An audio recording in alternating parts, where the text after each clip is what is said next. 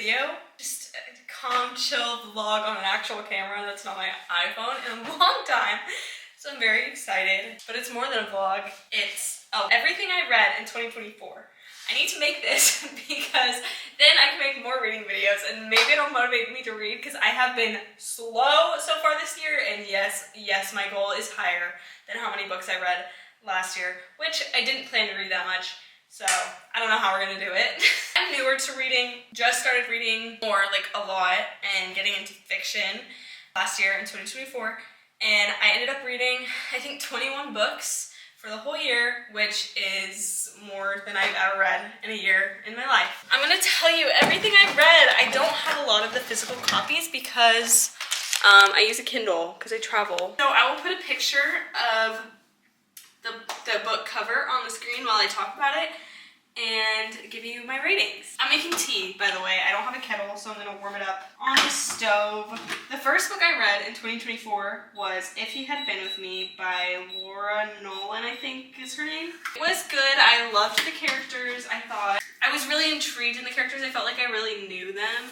Especially the main girl. What's her name? Olive? No. I'm just thinking of the one chapter. You know what I'm saying? Oh. It started off my year of reading a lot, so it has to be good if I continue to read a lot after that. But it made me cry a lot, and I was really sad after reading it. So the book from the boy's perspective, I did not read because I didn't want to be sad like that again. I think I gave this book like 4 stars. I don't remember all my exact ratings. I need to look on Goodreads, but we're gonna say 4 stars for now because I really liked it in the moment. Yeah, that was the first book. Also, throughout the year of 2024, my ratings, I think they got more and more critical as I went on because I was new to reading, and if a book like kept me, basically, if a book kept me entertained and I enjoyed the process, I probably rated it pretty high. So yeah, I'm going to pull up my Goodreads so I can see what I read. Second book I read was Verity by Colleen Hoover. Okay, my sister kept recommending this book to me non-stop. And you know what? It was good. And it made me think to myself, yeah, I like thrillers. That was a fun book to read. I wasn't really a fan of the spice in the book. It was just like, why, you know? At the time, since that was like my first thriller book I'd ever read, I rated it 5 stars. Now, I would probably rate it like 3.8. The book I read after that was The Ruthless Elimination of Hurry: How to Stay Emotionally Healthy and Spiritually Alive in the Chaos of the Modern World by John Mark Comer. And this book was so good. It changed my perspective on just like living a slow life and being patient and I'm not talking very well. Sorry, this happens a lot. Expressing thoughts, you know, like they get jumbled in my brain because my brain is going faster than my mouth. But yeah, I learned a lot about Jesus through this book and about what it looks like practically to live with patience and to honor and worship God through that. So I recommend this book. Then I read The Housemaid and The Housemaid's Secret. These 2 books, I read them so fast. It was when I read this that I was like, oh, Verity's not a 5-star, this is a 5-star. It's a book you can't put down, so you have to finish it fast, and I feel like when I finish a book fast, I'm just like, okay, gotta be 5-star. And I'm very excited for the movie. I am going to be reading the 3rd book this year. I haven't read it yet, but loved that book. It was just riveting. They were both good stories, and I recommend for anyone who likes a thriller or anyone, if you're in a reading slump, read The Housemaid. I wish I could read it again for the first time, you know, because I'm in a slump a little bit. What am I doing? Okay. This is the longest time it's ever taken me to make tea. After those 2, I read another book by Freida McFadden called Never Lie, and this one was also really good. I kind of buddy read this one with my friend, but from across the world, because I was also in Albania when I was reading that. Also really good. I did 4 stars, not 5 stars on that one though. I think I need to like tell y'all what these are about, right? Sorry, I'm new to this. Newlyweds Trisha and Ethan are searching for a house of their dreams, but when they visit their remote manor, that once belonged to Dr. Adrian Hale, a renowned psychiatrist who vanished. Okay, so the psychiatrist vanished, they're looking to buy this house, and a bunch of weird stuff starts happening, and now I remember. It was good, it was weird, but it was good, and I also read this one pretty fast. Okay, I have not heard anybody talking about this book that I'm about to talk to you about. It's called The Lost Bookshop. I see it every time I'm in a bookstore and I'm like, ah, Lost Bookshop. I've never heard anybody on the internet talk about this book. It's so magical, and when I was reading this book, I want to tell you, I was like reading it kind of slow. I wasn't crazy about it, but I was intrigued. Did y'all see that? Like, this is a good story, you know, I'm not gonna put it down and stop reading. I was enjoying it, but I wasn't reading it super fast, right? It wasn't like, I need to know what's gonna happen. When I tell you, after I read the book, I did cry also while reading it. This book is thinking about it again. Oh my gosh. I highlighted a lot of quotes in this book. Let me find one just to show you. Like, why not? 70 highlights. Let me tell you about the book first. It's magical realism, by the way. I hope you're following. If you're someone who likes listening to someone talk about his ADHD, subscribe. Anyways, this book goes through 3 different perspectives. It is Opaline, Martha, and Henry. And Opaline is from the past, and then Henry and Martha are modern, okay? And there's a bookshop, and it's magical. Henry's searching for it because he's like, it's supposed to be here, but it's not. I'm so bad at explaining books. Maybe I'll get better at it. I'll just read some of what it says about the book. The Keeper of Stories meets the lost apothecary in this evocative and charming novel full of mystery and secrets. The thing about books, she said, is that they help you to imagine a life bigger and better than you could ever dream of. On a quiet street in Dublin, a lost bookshop is waiting to be found. For too long, Opaline, Martha, and Henry have been the side characters in their own lives, but when a vanishing bookshop casts its spell, these 3 unsuspecting strangers will discover that their own stories are every bit as extraordinary as the ones found in the pages of their beloved books. And by unlocking the secrets of the shelves, they find themselves transported to a world of wonder where nothing is as it seems. I hope somebody who watches this reads that book, because I have such a deep love for it, and I feel like I'm not able to share it with anybody, but it's such a good book. Let me just find a quote that I like.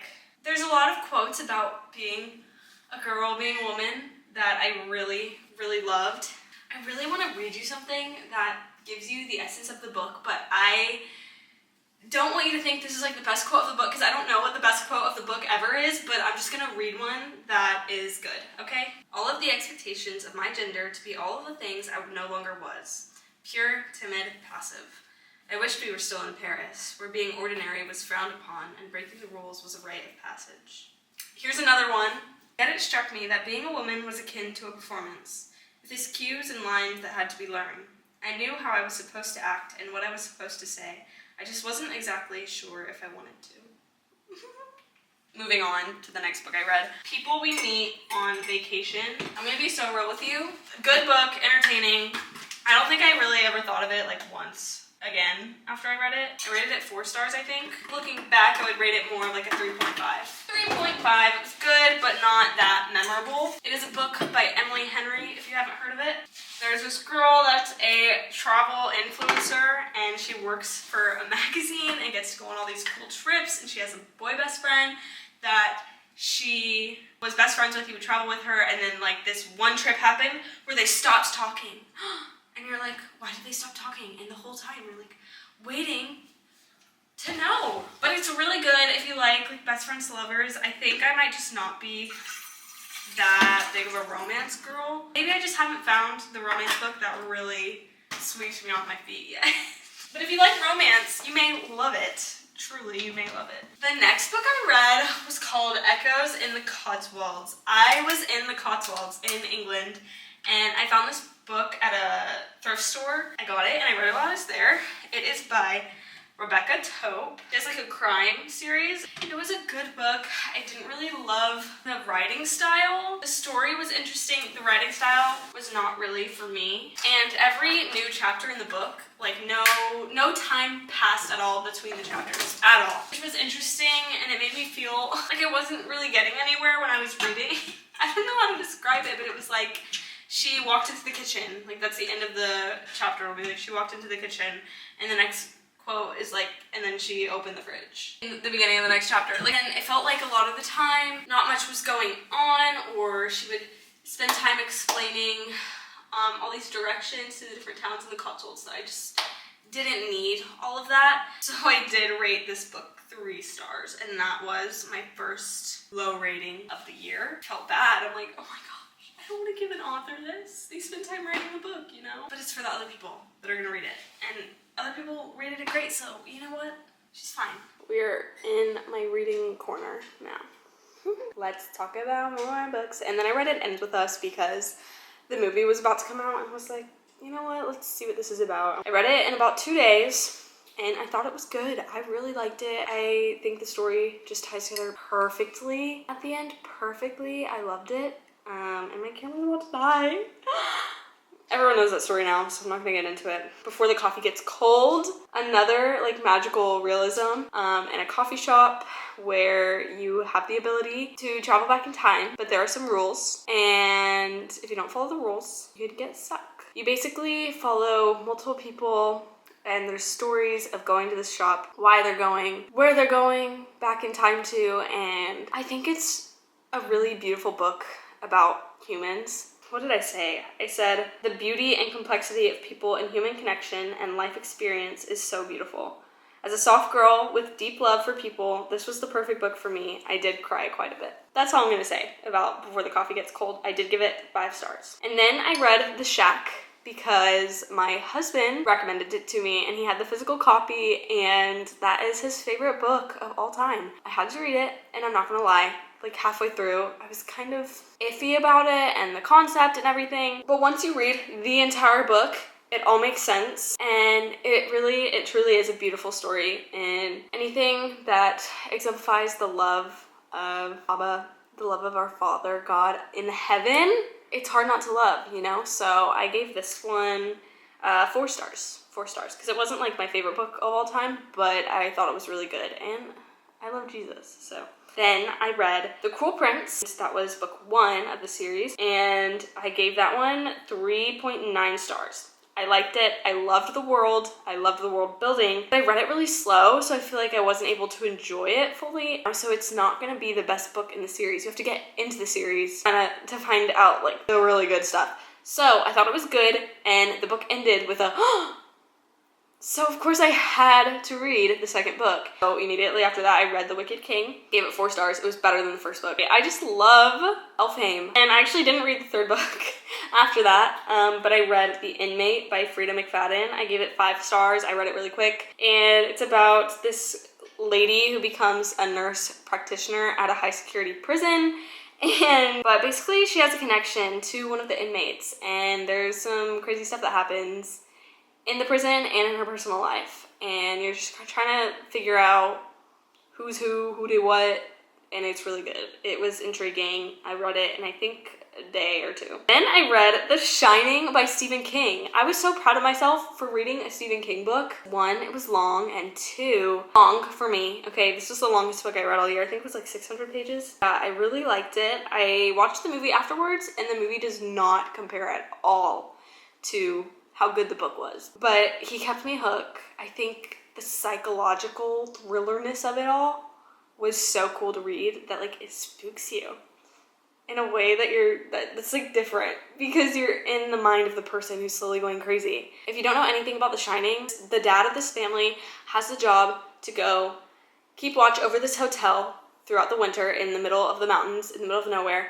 And they're there in the fall, and they know by a certain point they're gonna get snowed in and be stuck in the hotel. And you follow Jack, Wendy, and what's the son's name? I don't remember.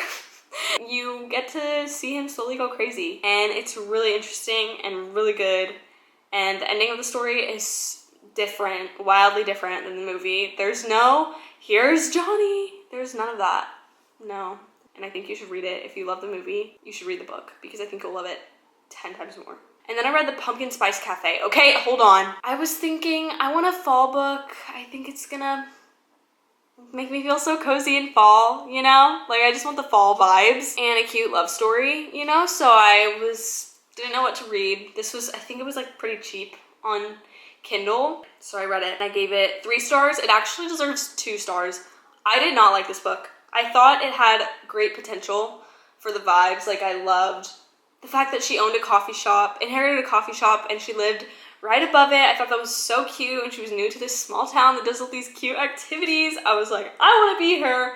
This sounds like a dream life, like so much fun. So I was excited when I started it. Oh my gosh, I did finish the book, but the love interest gave me the ick so much. I've never not rooted for a couple so much in a book. Hey, Ben. I'm finally filming what I read in 2024. I'm almost done. And then I read The 5 Witches of Mr. Murray McBride. I actually made a video about this book. Go watch it. It's my first video on this channel. And it was really good. It was wholesome. I gave it 4 stars. I would maybe now give it like 3.5 stars because it was pretty predictable, but it was cute. And also made me cry a lot. Did you rate my book? Yeah, I'm almost there. And I read the half of it.